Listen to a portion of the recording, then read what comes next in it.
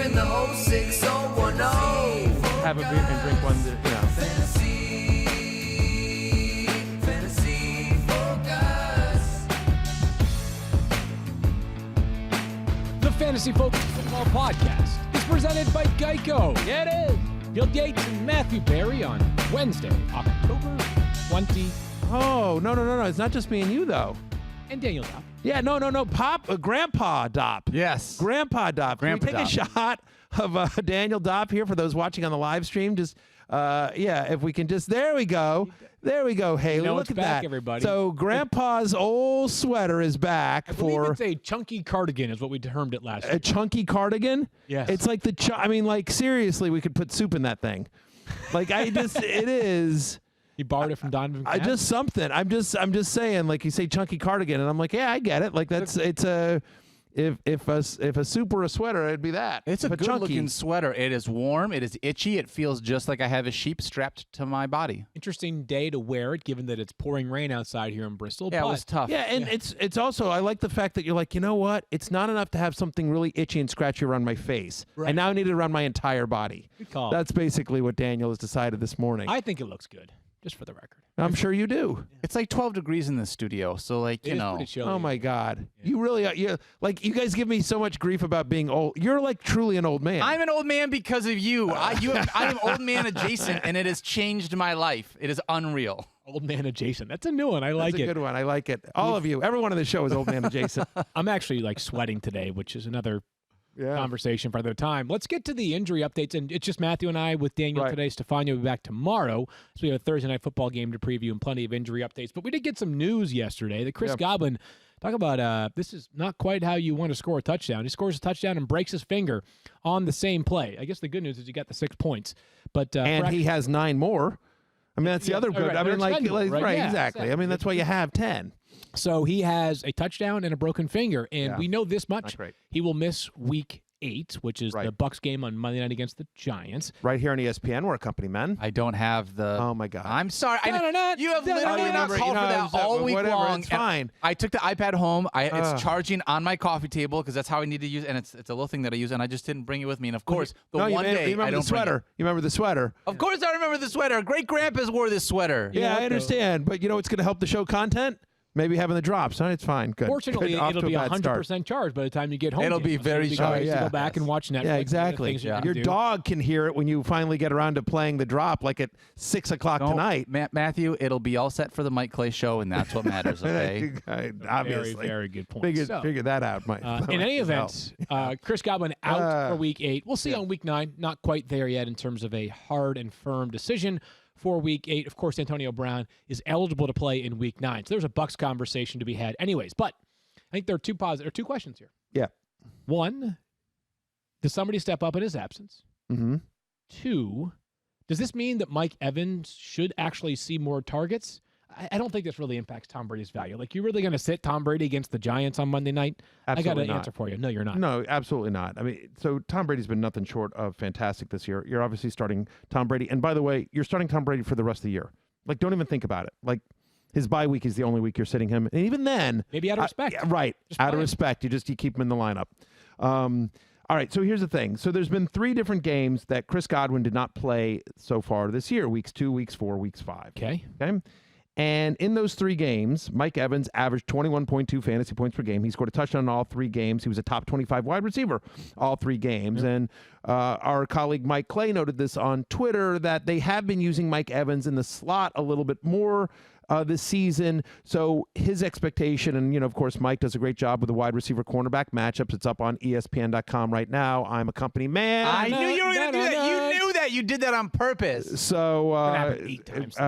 Part of an ESPN Plus subscription, by the way, well worth the money.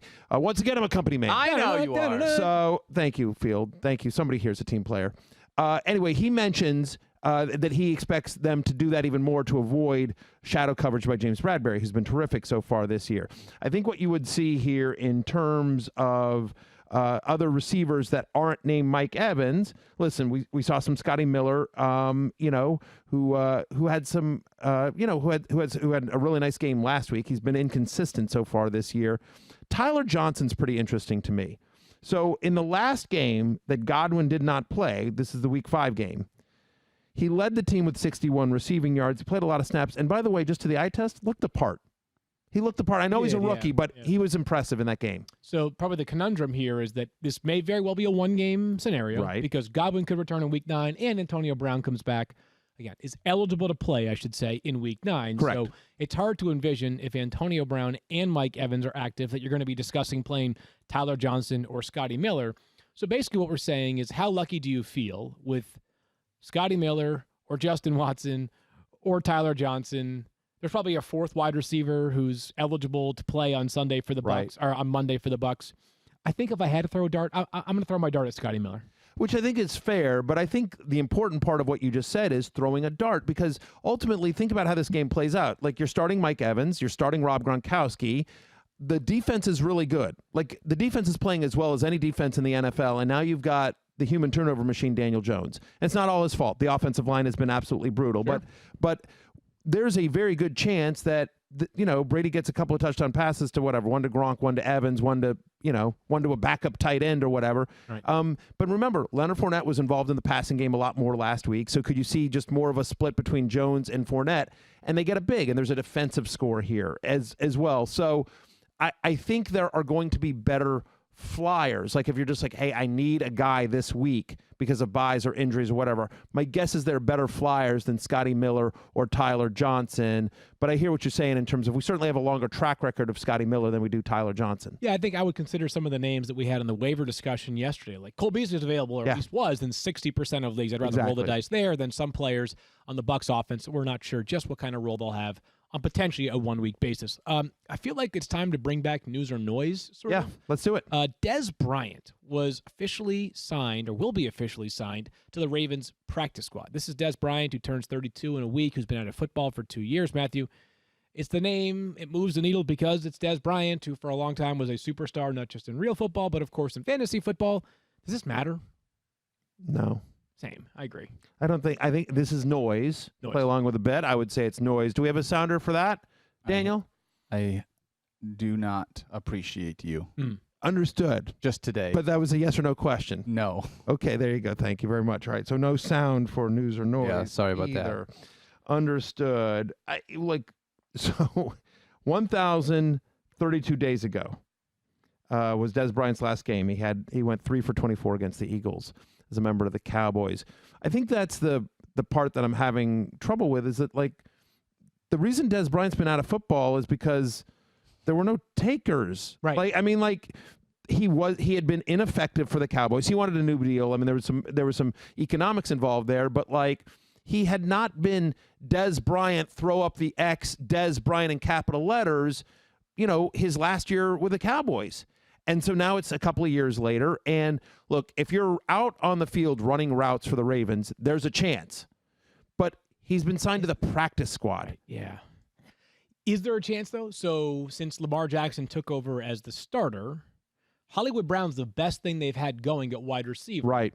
And what is he right now in fantasy? Like a low-end wide receiver 2? Not even. Like, I think it's like a wide receiver 3. Like whatever. Thirsty Kyle can look it up. My guess is he's wide. Off the top of my head, my guess is he's like on a points per game basis, he's like wide receiver 32 or something this year. So I think the argument in favor of Dez Bryant would be, so you hear how the wide receivers in Baltimore are averaging the second fewest fantasy points per game. Right. Only trailing the 49ers, who have run the football so well, and they've gotten it going of late. They've also had a ton of injuries. And if your argument, if you're going to make a Dez Bryant argument, is that, oh yeah, but this is Dez Bryant. We're not talking about Willie Snead or somebody of that ilk. You're like, but is it though? Like, is Dez Bryant an upgrade? As you said, it's been 1,032 days since he last played. And remember, this is not an economics issue this year. NFL practice squad players have a fixed salary for this 2020 COVID year. It's $12,000 a week. Right.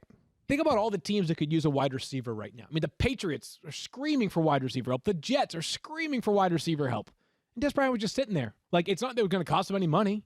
Right. It's not going to cost him $5 million to sign Dez Bryant. We're talking about a $12,000 per week proposition. That's the part that has me a little bit concerned. I hope that we're wrong, because it'd be fun to see Dez resurrect his career. But I think right now, if you're wondering, like, is it worth speculative ad, which is a term we like to use a lot in fantasy? Pass.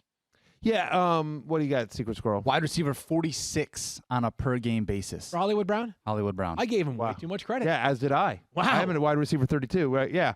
Wide receiver 46. So, right, it's not an offense that has spelled fantasy success for any wide receiver so far this year. We haven't seen it from Dez Bryant, and I don't know. Listen, you're rooting for him because it'd be a great story. It'd be a lot of fun to talk about. But no, I think this is. Listen, if you want a guy that's been out of the league at wide receiver to play on your fantasy team, Antonio Brown is the flyer you take. Well, Agree. Calvin Johnson's really the guy that you want, but if you can't, then Antonio Brown. Yeah, he's available. Calvin Johnson's been rostered in 2.2% of leagues, so Stop it. some leagues may not matter. Stop. yeah, it's worth checking to see if he's available in yours. Because the Giants last played on Thursday night, and now they're playing again on Monday night. It's a big gap, so they're not taking all the normal days off. They practiced yesterday, Tuesday, and Devontae Freeman was not part of the team's practice. The team does not have to submit an injury report until Thursday, but he missed yesterday with that ankle injury that caused him to sit out on Thursday night. I would think that Wayne Gallman is the next man up, Matthew, and I'm not trying to troll you here, but I'm kind of trying to troll you here. I don't know if you know who the team protected off of its practice squad this morning.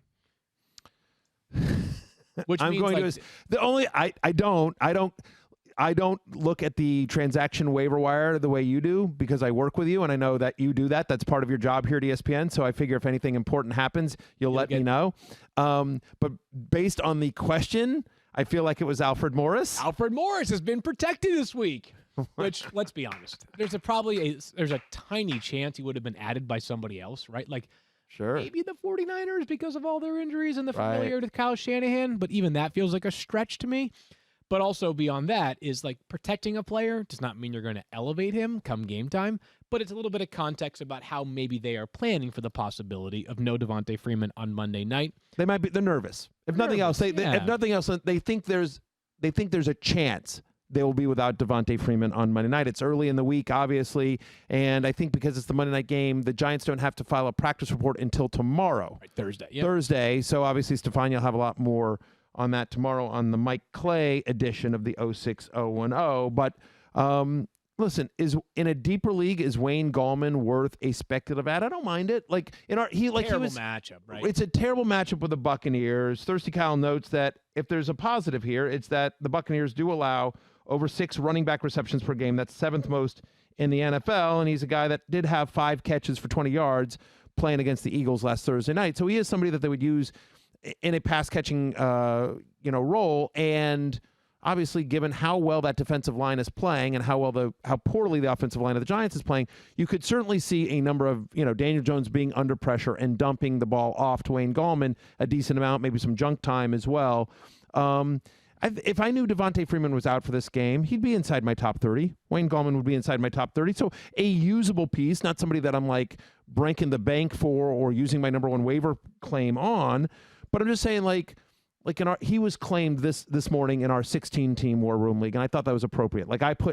I didn't get him. Somebody lower in the standings than me. I'm in second place, NBD, no big deal. But so it took a while for the waivers to get to me. Like when you're picking 15th in a 16-team league, it's tough, right? Obviously, so pickings are even slimmer there. But again, it's not a big deal. It's not about where I am in the league. I think the important part is it's second, just to be clear, but it's not important about where I am. I wish I hadn't left my iPad at home so I could hit the horn button right now. Yeah, that's and I realize you don't have the horn button, so so there you go. Anyway. But I do think it's worth, if you're in a deeper league, if you're running back desperate, it is worth grabbing Wayne Gallman. Just a little bit just of an to see. Yeah, but just to see. Agree on that. One more update here, and it's just our daily Christian McCaffrey update. So this was a weird one yesterday, right? Yeah. So Christian Take McCaffrey, us through this. Yeah. So Christian McCaffrey entered practice yesterday, and he was designated to return, which means the team now has 21 days to bring him back to the active roster. We presume it'll happen much sooner than that. Christian McCaffrey goes out yesterday in, I believe, a black jersey, which I think the Panthers are one of the few teams that normally a team has red as like a non-contact uniform color. Anyways, the Panthers, because of their color scheme, use something a little bit different. But in any event, Christian McCaffrey goes out in one jersey, and then as the media is watching, flips the jersey off or takes the jersey off and reveals a second uniform. That part was a little bit confusing for like 5 minutes on Twitter, but mostly the big takeaway here is that it's yet another step in the return of Christian McCaffrey. He remains unlikely to play in Week 9. Their injury report... Week 8. Week 8, excuse me. Very good point. Their Week 8 game status report is due later on today, Wednesday afternoon. So you'll get the official word on Christian McCaffrey.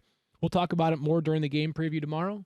Don't count on him playing. Another nice matchup here for Mike Davis, whose efficiency has dipped over the past few weeks, but in terms of fill-in running backs, we're still going to look back on him as one of the better waiver wire adds of the 2020 season. He's been terrific. Yeah, Secret Squirrel. I actually wanted to ask a question on the other side, but not if you still want to talk about Christian McCaffrey stuff. I had someone else I wanted to add. I don't think there's anything to add to what Field said. Like, when he comes back, you're throwing him into the lineup. If we find out he is active for tomorrow night, we think it's unlikely, but we don't think it's impossible. They're holding out hope. Then we can discuss that tomorrow. I won't be on the show tomorrow. I guess what I would say is that it would be hard for me to sit Christian McCaffrey. If Christian McCaffrey's active, even like, I just don't think, given what he means to that franchise, I don't think they're putting him out there as a decoy or as running back depth in case something, like if he's active, he'll have a role. I don't know that it'll be a significant, it's not going to be the role that we're used to seeing. Like, you'd still see some Mike Davis, and I guess you'll see some Curtis Samuel, who vultured the goal line run. He got like a 6-yard run, which would have been nice for Mike Davis because he had a tough day at the office last week. But yeah, I agree with Field here, is that if somehow Chris McCaffrey is active, you're starting him, but we don't think he's going to be, and we are still of starting Mike Davis. We still have confidence in him despite the tough game last week and the fact that he hasn't been Mike Davis in capital letters for a couple weeks now. Also, I saw that Dallas Goedert has been designated to return from IR as of today, correct? Same thing as Christian McCaffrey. The 21-day window has opened for Dallas Goedert. Reporting out of Philadelphia suggests it's going to be at least another week, maybe 2 before we see him on the field, but a positive sign in his progress as well.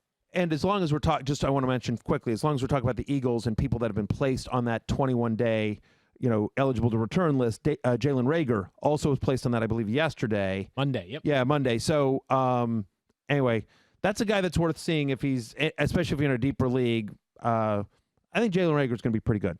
I think it's going to be pretty good as well. Just don't take my Travis Fulgham magic away from me. I want to say this. Dallas Goedert is rostered in 28.5% of leagues. Dude. If you are tight end starved, if you've got the position for it, great option here. Might be tough. It's tough probably to carry a second tight end.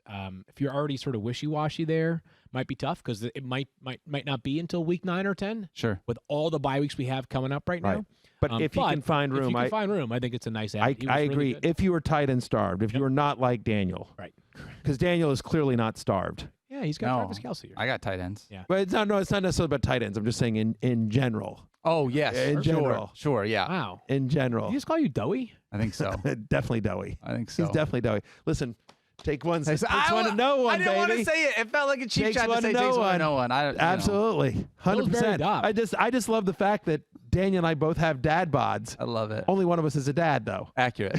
You're a dog dad. That counts. I am a dog dad. Yeah. You are a dog dad. Yeah. That is fair. I feel like that's one of the reasons for the grandpa sweater, though. Is it hot? Listen, I'm the king of the bulky shirt, man. Like, that's the way to go. You guys are keeping yourselves. Yeah, 100%. Truly Lemonade is a refreshing mix of lemonade and hard seltzer that is perfect for game day. If life or your fantasy lineup gives you lemons, make lemonade. Maybe even win your matchup with a surprise standout and keep the good times going with Truly. Bring the flavor to game day as only you can. We'll keep it light, crisp, and crushable. Truly Lemonade comes from 4 refreshing flavors: original, strawberry, mango, and black cherry. Truly hard seltzer. Live truly. Shell knows that between every tee-up, layup, and batter-up, that you can't just catch up on all your favorite podcasts.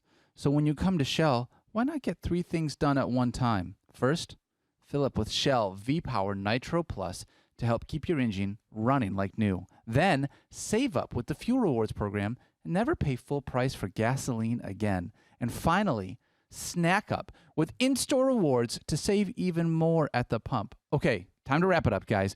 Make most of the stop you need to make with Shell. In engines that continuously use Shell V-Power Nitro Plus Premium Gasoline, see full terms and conditions at fuelrewards.com.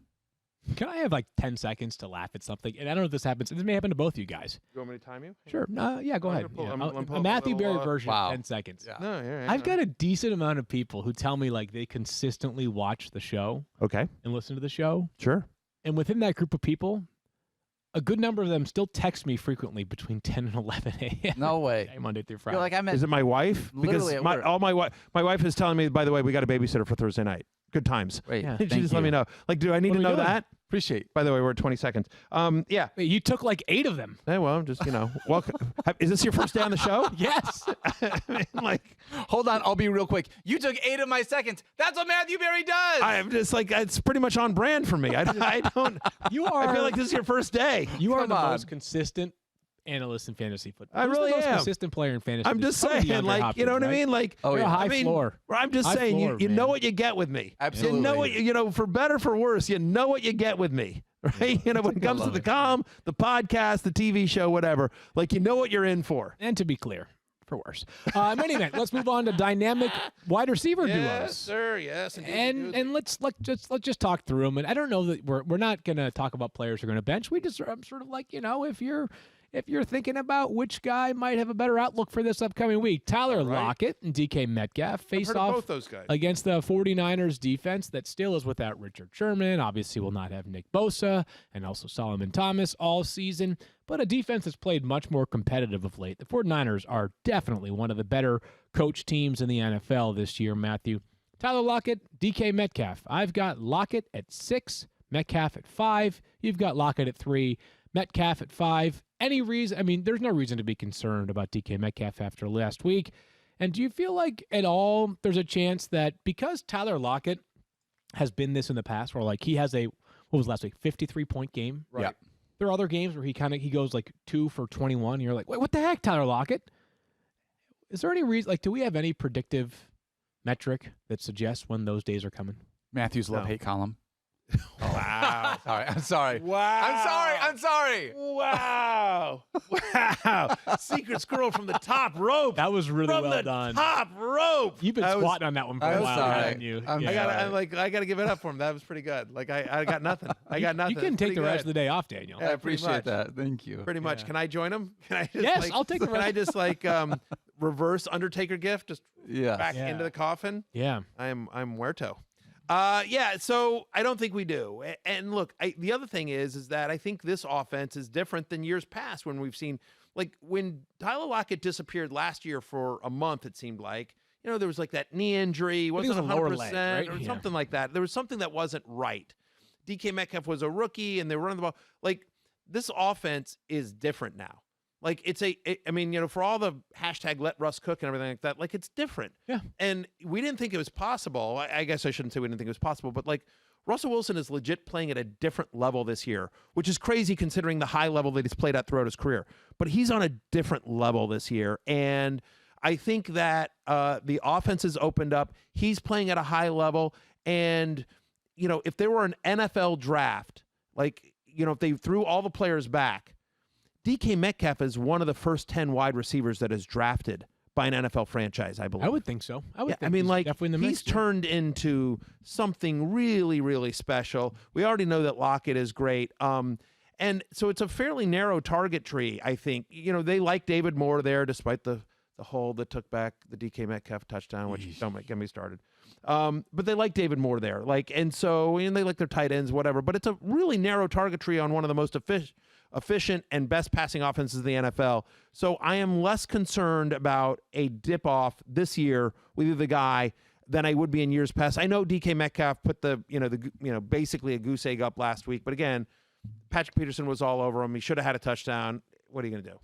Are they the most, I don't know if dynamic is the right word, but are they the best wide receiver duo in the NFL for fantasy? Or do you think that? This year, yeah. Yeah, I mean, they're right there. I mean, They're the Julio other- and Calvin are pretty right Julio up and there. Calvin Ridley, these two, Dyler and DK, and then the other one that's sort of like knocking on the door is Justin Jefferson and Adam I Pearce. was just going to say, yeah. Those are the three that come Yep. to mind for me. Yeah, I mean, right. Those are absolutely. I mean, like Terry McLaurin and Logan Thomas. Sure. Yes. Obviously. Demir Bird and Right. And Nikhil Harry. Harry. I mean, listen. Jeff Smith and Vincent Smith. Before Dak got hurt, Amari Cooper and CeeDee Lamb were starting to knock on that door. They were in the neighborhood. They were circling around, driving around, looking at their maps app, their ways, trying to figure out where they were going. But they were in the neighborhood. They were in the neighborhood. Yeah. So in any event, they're really good, both these players. I think it's an appropriate thing that Matthew's sitting here crossing his leg. We're kind of just lounging, just having a conversation about guys that we enjoy watching play football. So let's keep this rolling. Yeah. But the Atlanta Falcons, very casual conversation, truly. Has Julio Jones reestablished himself? I would drink some Truly lemonades. Can we get some of those? They're a sponsor. Why can't we get some Truly lemonades? Well, we do a show at 10 a.m., which is not Matthew, exactly ideal. there's no such thing as a morning beer, so I don't know what you would do with it. Truly is not a morning beer. Truly is not a beer product at all. It's a of the seltzers. It profiles as a breakfast seltzer. Yeah, I had to make an argument. We're not arguing about breakfast seltzers. Okay. By the way, listen, I want a Kathy Lee and Hoda it. Like, let's get some Trulies on here and just pound them. I have been aware for years that you want a Kathy Lee and Hoda it. We're going to get right back to the Falcons in a second. But, typically what happens is if Matthew and I have some level of disagreement, like the little TMR troopers, they come out in full force. Like, even if I'm, like, unquestionably right on something, like they'll come out and they'll support Matthew blindly and unwisely. Breakfast Beer Twitter and Breakfast Beer Instagram. Oh, man. They have been all in my corner. They 100% have. Like 1,000%. I totally like every Saturday morning. Absolutely. Yeah. Haley's getting in my ear and saying for the Christmas show we can do breakfast beer. Ooh. There you go. That's an idea. I like that. So anyway, yes, I agree. And by the way, I miss my TMR troopers. I miss my little TM Army. I had a bunch of them that would attack anyone that attacked me, and then they've sort of they have a couple still hanging tough, but feel free to start a a troll army to go after. It's my Clay Nation. That's really where they end up. Fair enough. Now. So, anyways, let's talk about the Falcons wide receivers. When we get to Julio Jones and Calvin Ridley, who for the season, Julio Jones is wide receiver 11, Calvin Ridley is wide receiver 4. But remember that Calvin Ridley started so hot. Do we think that Julio Jones has now overtaken Calvin Ridley again? Which sounds like a weird question to ask. But do we think that Julio Jones is clearly the guy amongst the two Falcons wide receivers that you would prefer to have in your lineups? Or does it even matter? Are we fighting over something that's just silly? I don't think it matters. Yeah, I agree. Look, I think if you want to talk about fantasy, I think Ridley was the better value this year. Totally. Obviously, right? In terms of just where they were drafted. Like, Julio Jones is doing what you expected him to do. Calvin Ridley is far exceeding what it cost you on draft day. That even if you thought he was a breakout for me this year, he was a breakout for you. He was a very popular high breakout. Right. He was a very popular breakout across the fantasy industry. And yes, to your credit, when we did our sleepers, busts, breakouts column, he was specifically your breakout for this year. I mean, I really that was one of my colder takes of the offseason. Right. I appreciate you saying that. I just want to make sure that everybody knows that anytime there's a great call, I definitely had it first. Wow, interesting. I'm sure people will absolutely take that at face value and not bring up anything you've said that you've ever been wrong on before. Mm-hmm. So Ridley was certainly the better value, but I don't think it was matter. Look, we always talk about this in terms of fantasy success comes from talent and opportunity. Both guys have a lot of talent. Both guys, especially thanks to how brutal that defense is, have a ton of opportunity. They're going to be throwing a lot. They've got a really good quarterback in Matt Ryan. And by the way, you can sit here and see, as people that have Amari Cooper and CeeDee Lamb and Michael Gallup on their roster, how important quarterback play can come in, can be when it comes to fantasy value. Why isn't Matt Ryan a top 10 quarterback this week in our rankings? I've got him at 11. You got him at 13. Good matchup. Great wide receivers. I don't think it's a great matchup. Really? Tell me more. I think the Panthers are a pretty good pass defense. Panthers are 8th against the pass over the last 4 weeks. And look at who I don't have it in front of me, but pull it up real quickly. Look at who the Panthers have played so far this year. Maybe I'm playing they played some really, really good quarterbacks. They got shredded by Drew Brees with no Emmanuel Sanders and no Michael Thomas left. Marquez Callaway at 8 for 75 last By the way, Marquez Callaway is a good little player. I just picked him up in our Dynasty League. You guys are sleeping on Marquez Callaway. Undrafted free agent. Yeah. Practice squad player. The Saints cut him. I understand. He's a good little player. Okay, I'm just saying, the context here, right? I understand. Drew Brees just iced him up. I get it. And Drew Brees is good. Drew Brees is Again, one of my tips. Hashtag I analysis. had that first. You had that first on Twitter, definitely. Look, here's the thing about but that game was a bit of a shootout, and fine. Drew Brees had a good team. Read me the list of players over the last 4 weeks who they played. The Panthers. Yes, the Panthers. All right. So in week 7, they played New Orleans. Okay. Week 6, they played Chicago. Week 5, they played Atlanta. Yep. Week 4, they played Arizona. Week 3, they played Justin Herbert. Week 2, they played Tom Brady. I mean, so how other did Atlanta- than the Chicago quarterback, Right. they played a bunch of really good NFL quarterbacks and fantasy quarterbacks, right? Including Matt Ryan, who they face again. And so, But that was the meltdown game. okay, but whatever. He was QB 26 that week against Carolina, 21 for 37, 226 yards. And they're 8th against the pass. They're a top 10 scoring defense over the last 4 weeks. So, I mean, I have Matt Ryan at 13. Yeah, that's right. But you're asking me, why is he not in my top 10? That's why he's not in my top 10. Because you know what? We're going to make a board bet. I'll tell you right now, I'm believing in the Panthers defense. Keep pounding. Right. Hashtag keep pounding, you hater. That's a great idea. You know what? Yeah. You're wrong, but it's a great idea. Let's make a board bet. Do you want Sure, I'm in. I say Matt Ryan will be a top 10 fantasy quarterback in week 7. I say, well, Week 8. it's Dang it. Whatever. Can we try that again? Matthew wins that one. Do you Yeah. wanna do a I say, was he not a top 10 quarterback last week? I say Matt Ryan will be a top 10 quarterback in week 8. I say Matt Ryan will not be a top 10 quarterback in week 8. Put it on the board. Put it on the board. You know I don't have. We have not done a lot of board bets this year. No, we have not. We need to haven't. spice things up a little bit. Yeah, we really 'cause do. We need to. Spicy tomato. We really do. But anyway, that's my concern on Matt Ryan. Is honestly, like, I think people are sleeping on the Panthers defense. I think they are better than they are getting credit for. Again, like, Thirsty Kyle, quickly, look up for me what they are in terms of fantasy points allowed to opposing quarterbacks, where they rank. Again, you just read that entire list, right? Other than the Foles Trubisky game, right? Whatever. Other than Chicago, every one of those quarterbacks is a fantasy superstar. Yeah. 5th fewest.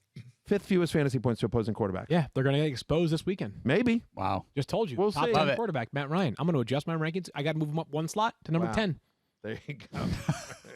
I mean, like, you didn't even have him at I love it. I had him at number 11. I had him at 13. Like, he going at me hard. All right, it's fine. Yeah. Whatever. I'm fine on this. I I'll might win a lower board him bet. a spot. How Yeah. about them apples? Wow. You I might won't. lower him a spot. You won't. Yes, I will. Okay. You watch me. All right. what do we Packers, got? What are we Vikings doing this next? weekend. Yeah. Vikings coming off of their bye. A team to keep in mind is a trade off. Maybe a team that will trade a bunch of players, but they will not trade Adam Thielen, I don't think. Who he's Mr. Minnesota. If ever you read about an Adam Thielen trade rumor, unless we got word that Adam Thielen demanded a trade from the Vikings, just dismiss the rumor. I'm going to throw a guy out. This is reckless speculation. I love it. My favorite kind of So speculation. I'm couching this with 100% no inside information Okay. and reckless speculation, all right? Yep. But I just want to throw this out there. Kyle Rudolph? No, he signed a 5-year deal like 2 years ago, I want to say. I don't know the details of that deal. Yeah, it was But- a 5-year, $40 million extension. I made $35 million extension. Here's a problem. Okay. And now, by the way, he was almost cut by the team last year. They agreed to the extension. His cap number decreased as a result of it. They needed the cap space. They have an excellent cap manager in Minnesota. If Adam Thielen is Mr. Minnesota, which he is because he's from Minnesota, Sure, from of course, Minnesota, yes. played at Minnesota No. State, like he is Mr. Minnesota. Kyle Rudolph is like the adopted Mr. Minnesota. Like He's beloved in Minnesota. There's no question. him and his Beloved. wife have donated more time and energy than we could fit into an entire podcast to the state of Minnesota, to hospitals locally. Great guy. I have met him a few times. He's good friends with Mike Golick Jr. Mike Golick Jr. is the godfather, one of his, if not both of his twins. Yeah. No, I mean, right, exactly. Like, Yeah. I'm not breaking any news. If you follow either of them on social media, you're well aware of this. And so, but that's how I've met him a few times is through Gojo. And he's an awesome human being. Yeah. He's an awesome human being. So none of this is about him as a human being. None of this is about him. Right. I'm just, if we're wildly speculating, it looks like the Vikings have said, you know what, not our year. Right. So we're looking around. Do we have a usable asset that's not, potentially part of the future? That's what I'm just saying. Is like Kyle Rudolph can still play, and maybe there's another team that could use him more than the Vikings can this year, given the state of their season. That's all I'm suggesting. I'm asking. I'm not asking. I don't want to even say suggesting because I have no inside knowledge whatsoever. That's reckless speculation. Yeah, we're not talking about things related to fantasy, so we'll just go back to fantasy football. The only reason I bring that up is that if that were to happen somehow, Irv Smith Jr., who is, but prior to the break, had a couple of weeks where he was increasing his routes, increasing his targets, looking good. Remember, this is a guy they had a lot of hope for. They drafted high 2 years ago. I don't know. I think Irv Smith Jr. is a pretty good little player, and if there were suddenly an increase in that role, that'd be pretty interesting. It's time for us to go all out in Madden NFL 21, which is available now. And the Madden Spotlight this week surrounds Justin Jefferson, who cracks my top 20 for wide receivers. Daniel has him at 18. Matthew, you have him at 22. Interesting player. Have we gotten to the point, as I was just saying a minute ago, I think this is the third best wide receiver duo in fantasy football. But if we also got to the point, Matthew, where it's set it and forget it for Justin Jefferson? I mean, I don't know that he set it and forget it in a 10-team, 2-wide receiver league. Okay. But he's close. I think if you play in a 3-wide receiver league, I think if you play in a full PPR where you have a flex where more often than not you're going to want a wide receiver in that flex, then I think he is. Like, I think he's a set and forget it top 30 guy, probably a set and forget it top 25 guy, right? I mean, Jefferson has been a top 30 wide receiver 3 of the last 4. Their defense is bad. We expect the Packers to have a lot of scoring on them. Yeah, I mean, Justin Jefferson will be on the love list this week. Sort of feels like the biggest threat to Justin Jefferson weekly is Kirk Cousins imploding. Sure. But sometimes that Kirk Cousins imploding can work to your advantage. Remember the game against Atlanta, which they won. Kirk Cousins, I remember checking the box score at halftime, had like minus 0.84 fantasy points. And then he finished with, I think, 3 touchdown passes and 300 passing yards. But Justin Jefferson kind of needs Kirk Cousins to be on one side of the extreme. Does that make sense? Yeah. By the way, I have a crazy idea. Okay. Kirk Cousins back to Washington in the offseason. Who says no? Washington. I actually don't think that's true. Wow. Really? That's based on no inside knowledge at all. Washington's going to need a quarterback. I don't think they believe Kyle Allen is the future. Really, it really appears tough like they've to moved. pay. It feels like they've moved on from Dwayne Haskins. They have. And I will tell. This is the one piece of information I do know. I'm just throwing. That's another. It's wildly speculative Wednesday. The one link that I'll just say this: Kirk Cousins and Dan Snyder get along really well. The issue is Bruce Allen. The issue in Washington with Kirk Cousins was Bruce Allen. That's on the. I think the big issue issue right now is that you're already paying Alex Smith $27 million correct. per year, and we love correct. Alex Smith. It's hard from a cap perspective to afford he and Kirk Cousins in the same season. I'm saying next year. I'm saying not this year. Obviously not. I'm saying next year. It's still hard. Next year. Got it. Okay. I thought Alex Smith's deal was done after this year. I think he's got like 4 more years. Yeah. Oh my goodness. He's got a while, Okay. and I don't know if they'll. All right. I don't know. I don't want to get bad. into it. Yeah. Anyways, Never mind. Let's move things along. I'm just here. saying that would be fun. I'm just saying because just as a fan, I like Kirk Cousins. Let's move. I know you do. Let's keep things going here. Just a couple more. Bengals wide receivers this week have a great matchup. Remember last week, Juju Smith-Schuster, Undertaker gift himself back onto the fantasy radar against the Titans. We saw him. We saw Deontay Johnson have a big day. Not Chase Claypool. But do you believe that, first of all, A.J. Green is back after back-to-back solid games? And do you think there's a chance that all 3 Bengals wide receivers, Tyler Boyd, A.J. Green, and T. Higgins, could be started this week against the Titans?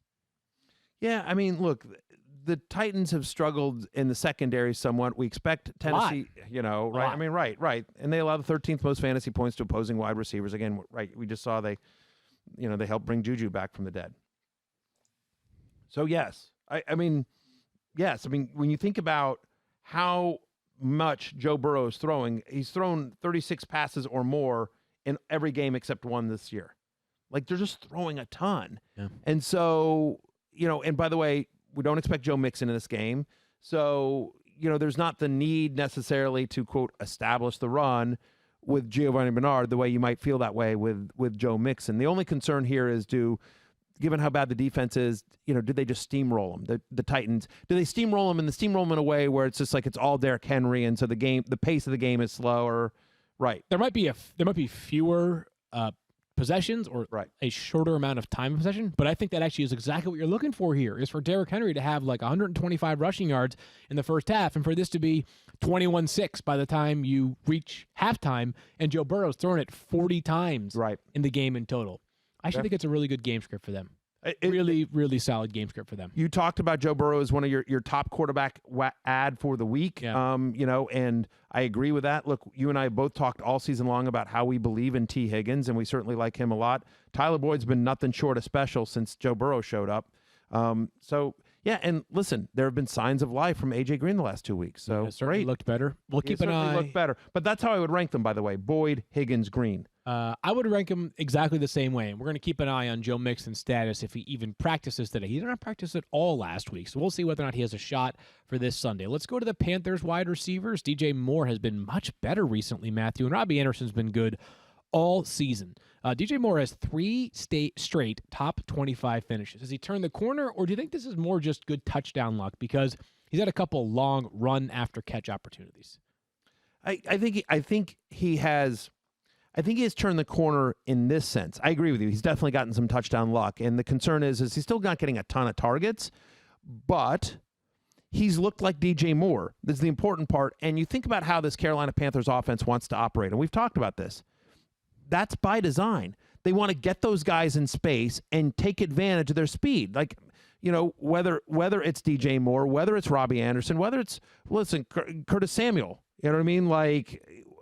Or the running backs, right? And Davis and McCaffrey. They have a lot of guys that if you can get them in space, have a lot of speed and can take it to the house. And I think that's by design how they've been using DJ Moore. It has been exciting to see him look like himself. And to your point, if there's a guy that maybe it's not all luck when he has back-to-back or 2 out of 3 games with a huge run after catch, DJ Moore will be one of those guys. He's been one of the better players in terms of yards per catch after the catch over his past, I guess, he's been in the league for 2 or 3 seasons now. And by the way, he's averaging 18.3 yards per catch. That's 7th highest in the NFL. And if you watch those games, those aren't all deep shots. Like, a lot of that is yards after the catch that is generated by DJ Moore. So, yeah, I'm as a top 20 play this week. I have Robbie Anderson ranked higher, but it's certainly a good matchup.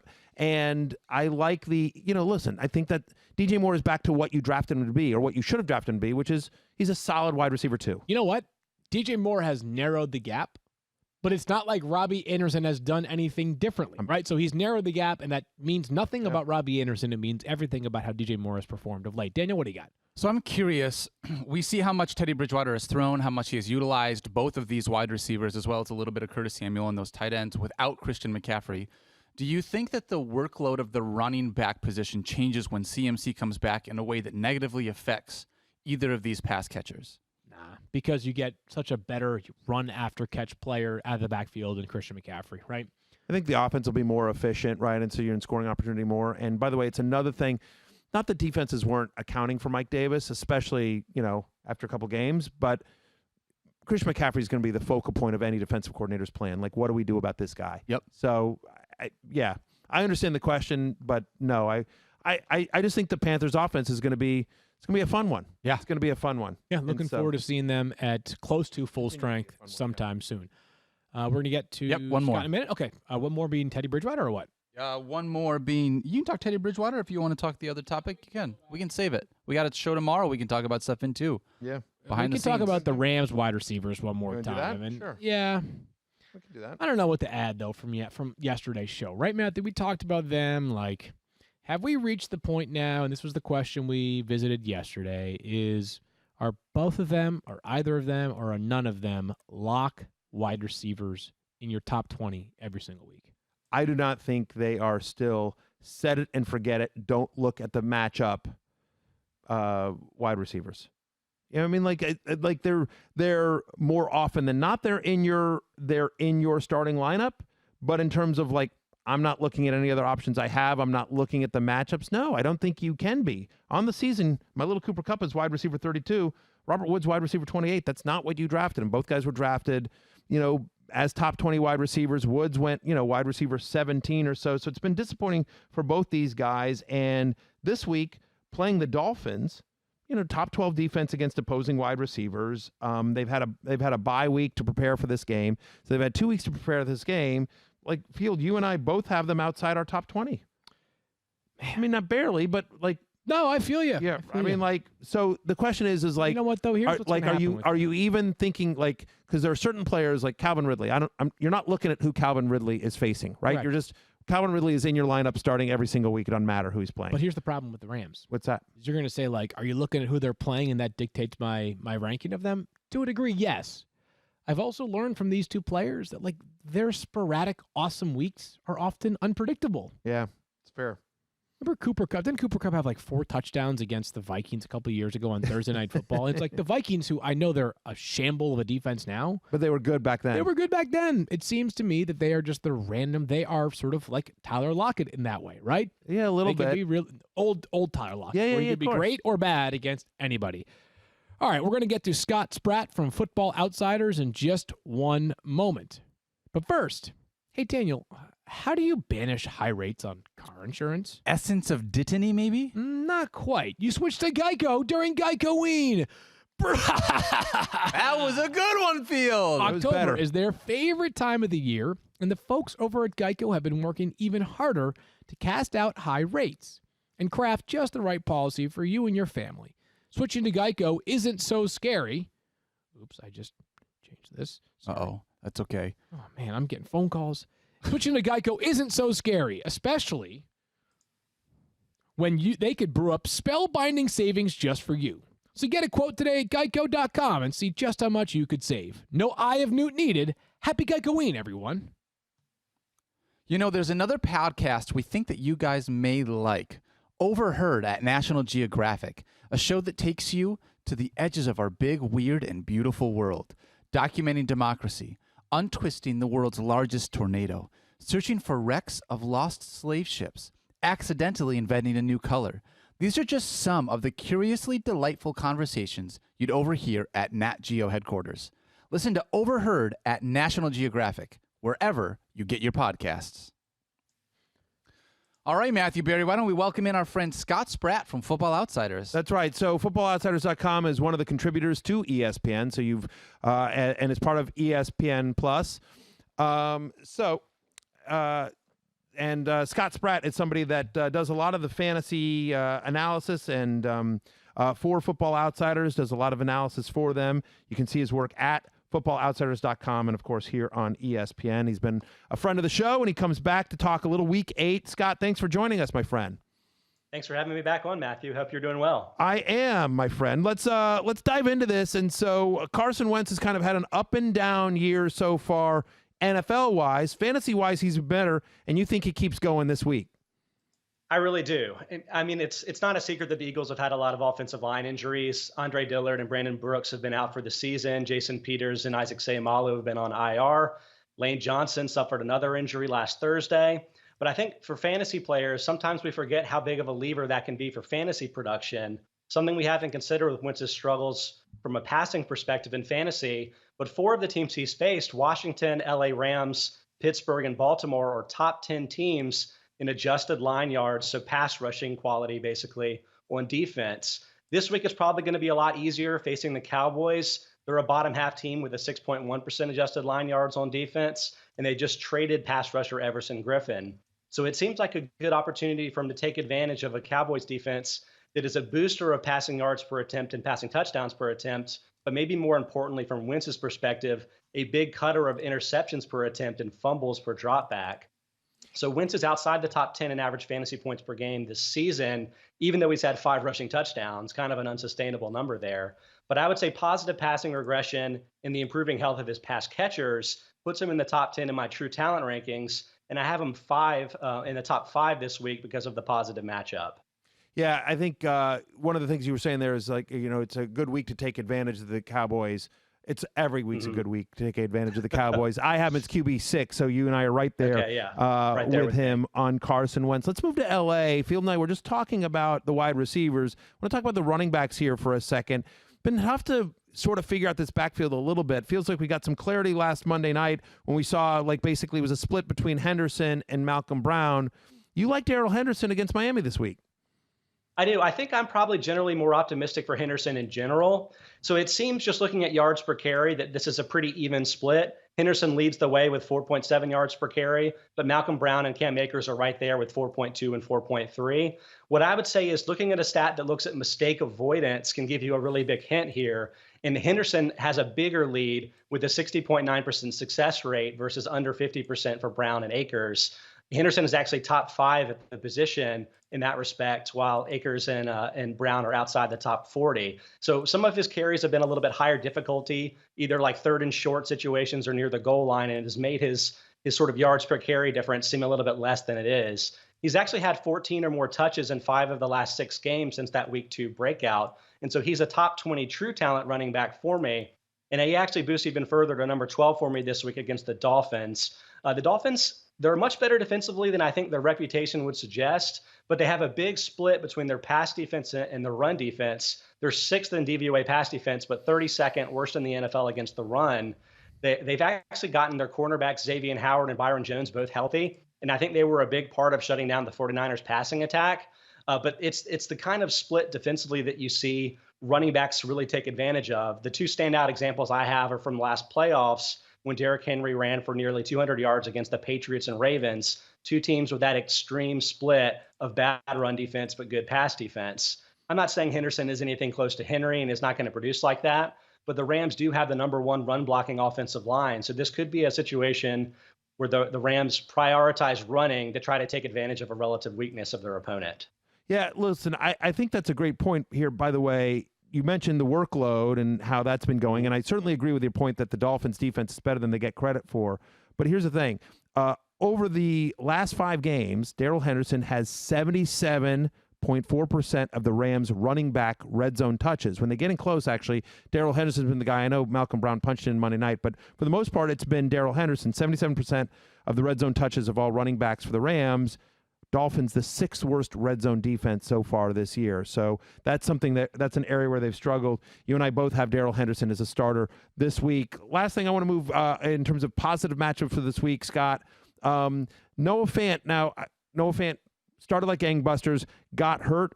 Then the rookie tight end Albert O. I'm not going to pretend that I can pronounce his last name, so I'm just Albert O. played a lot of snaps last week. Do you think that was because of Fant still coming back from injury, a scheme fit, whatever? Tell me what your thoughts are on Noah Fant for this weekend. I mean, the Broncos may rely a little bit more heavily on 2 tight ends going forward. It seems like Albert O may be a big weapon for them, in particular in the red zone. But even though Fant was coming off that ankle injury, he did return to his normal rate of about 70% of the offensive snaps played. So from that perspective, I trust him.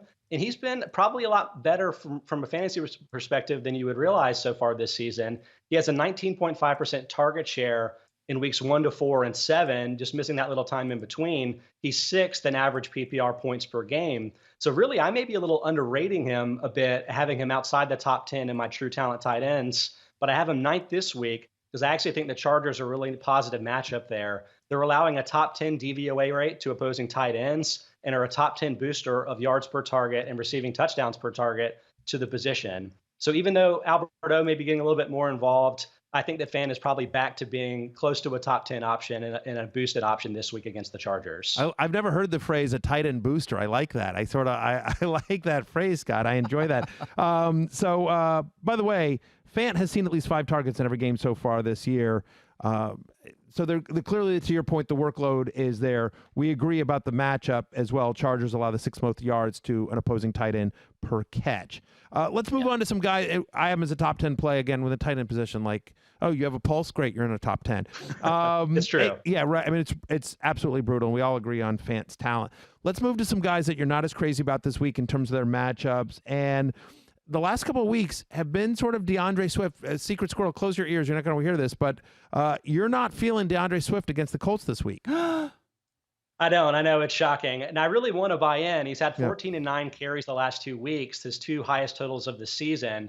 But he's played just 38% and 45% of the team's offensive snaps in that time, in the range between 35 and 45% he's been in all season. And he's actually had fewer carries than Adrian Peterson in that time. So despite the recent success, this is still very much a timeshare. And the Colts are really not a team you want to face with or without a timeshare. They're the number 4 overall defense in DVOA, but top 5 against both the pass and the run.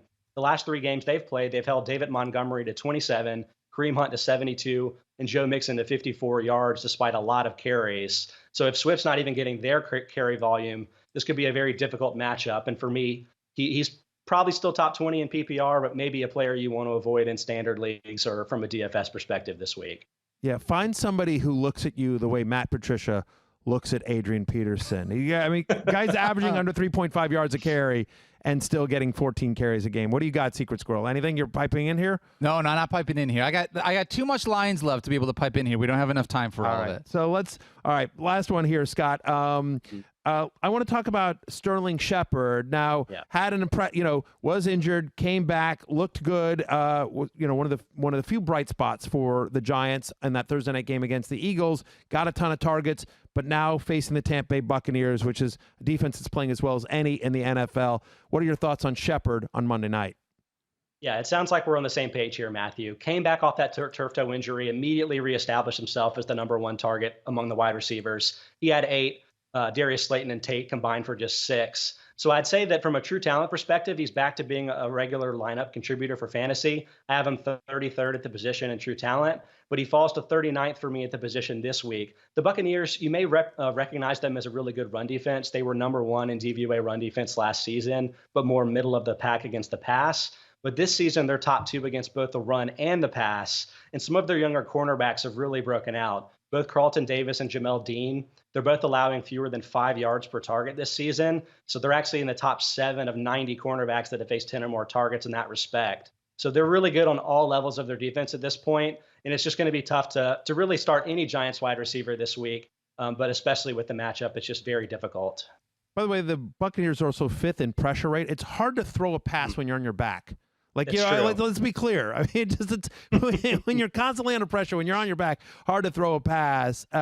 Hey, Scott, we appreciate your time as always. Thanks. We will talk to you again. If anyone wants to follow Scott, you can do so. Follow him on Twitter at Scott_Spratt. And, of course, you can find his work at footballoutsiders.com. And, again, Football Outsiders contributes to ESPN, so you'll probably find some of his work on ESPN as well. Good job, my friend. Good to talk to you. Thanks, Matthew. You too. Thanks, Scott. All right, guys. Let's do some social questions to run this thing out. One piece of news to do. Yes. And not exactly important given the timing because they're on a bye this week, but the Houston Texans have announced that they have shut down their facility after a player tested positive for COVID-19. They found out last night. The Texans are on a bye this week. They return to action in week 9. It would seem, based off of how other situations like this have unfolded, that it probably won't impact their ability to get into their practice facility in a normal routine next week, but we're putting it on your radar as we have learned this year.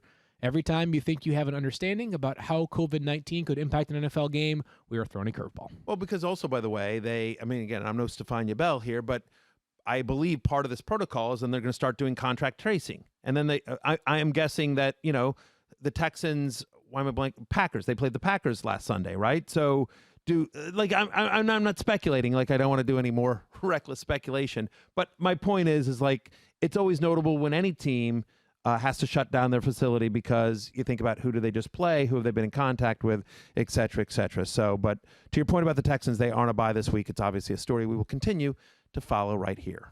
All right, let's do a couple social questions here real quick. This first one comes from @Zion's Firstborn. Says, Justin Jackson or Joshua Kelly, rest of season, guys. You know what? I'm going to go with Joshua Kelly, and here's why. Okay. When Austin Eckler returns, which I know the last phrase we heard was later rather than sooner. Mm-hmm. Yes. I think there's a chance that Joshua Kelly still has a bigger role than Justin Jackson, who I think up until that Austin Eckler return I prefer, but for the final 6 or so weeks of the season, it could be Joshua Kelly back to that next man up role. Yeah, I think that makes sense. My initial reaction though was neither. Honestly, is that I think it's going to be a little bit of a guessing game here. They've found something with Justin Herbert, and so my argument might be is that listen, I think it's going to be a more efficient offense under Herbert. They're going to be more pass heavy, honestly, but feels like they prefer Kelly in the red zone a little bit more than Jackson. But again, we have such a small sample size here. I would agree with you. I actually just from an eye standpoint, I think Kelly's the more talented player. I know he's been inconsistent so far this year, but I will say that I think the difference between them is becoming negligible until Eckler comes back. So who'd you rather have? It's just sort of whatever, 55-45 kind of thing. Agree. Yeah. All right, one more question. This comes from @CheeseSando wants to know, what is your favorite non-chocolate candy? Favorite non-chocolate candy? Skittles. I love Skittles. Yeah, listen. Skittles. There's a handful of them. I really love. I love Sour Patch Kids. I love Spree and Sweet Tarts. Oh yeah. I really like those. That's a chocolate one. I was going to say. And then I also love, you're going to laugh at me because they're old-timey candies. Wafers? But no, not that old. wafers. But like I don't even know what they're called, but they're caramel and then they have a cream center. Like you know what I mean? Like some people call them cowtails. Yeah, but cowtails. Are cowtails like That's correct, they're literally like it's literally caramel and in the middle is just like a cream center, like a white cream center. I'm actually legitimately disappointed that you didn't mention like a hard rock candy, like some kind of thing that I expect, Saltwater taffy. No, but that's the Cowtails are dope. Yeah. That's jelly. And by the way, I'm a crazy jelly bean fan. Like I'll go to Jelly Bellies. Like I the right flavor once a though. week. Yes, I don't mess with 100% of the right funky flavors. Stuff. None of this like Harry Potter booger flavor stuff. None of the butter popcorn. I'm with you. Citrus Like you variety, go right. You go to a candy store and you have to pick it out. I don't want any of the assorted. Like I need to pick my Jelly Bellies. We're back on Thursday to preview the game and do so much more. Talk to you then. Peace out.